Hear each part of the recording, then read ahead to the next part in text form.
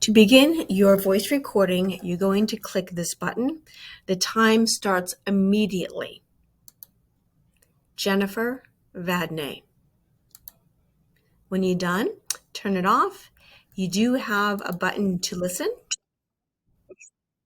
If you like it, keep it. If not, you can redo it. To get the correct link, press Save and Share. And you can see we have lots of options here. Many people are familiar with this option, copy link. However, I suggest not using this one. You'll see that lots of ads pop up on this version.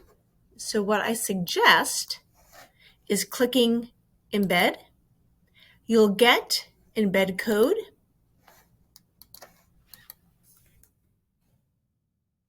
And for the embed code, you really just need this section right here between the quotes. Let me do that one more time. Copy it and I'll paste it out here. Okay, so this is the link that you're going to use. And I will show you what that looks like. It's definitely a much neater, very bright green, but no ads. The next step is to add that link to your email signature. For this demonstration, I'm going to add it to the app-based version of Outlook.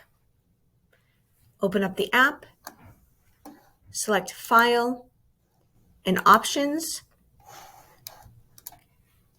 Once the Options menu opens up, select Mail and Signatures.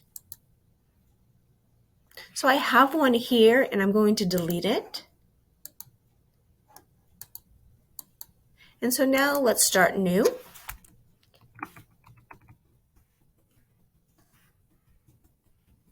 Okay, so I am naming it the Outlook app signature because it's different from the web.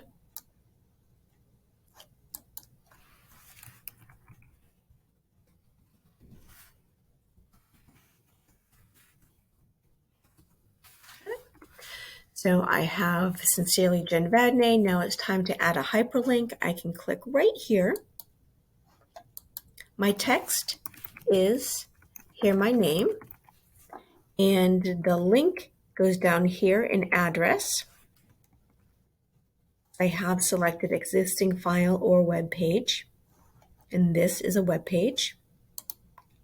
And so here it is. I'm going to make this just a tad bit smaller, okay? And I'm going to hit OK because I do like what I have. Something happened very quickly when I did that. It automatically went here in this box for new messages.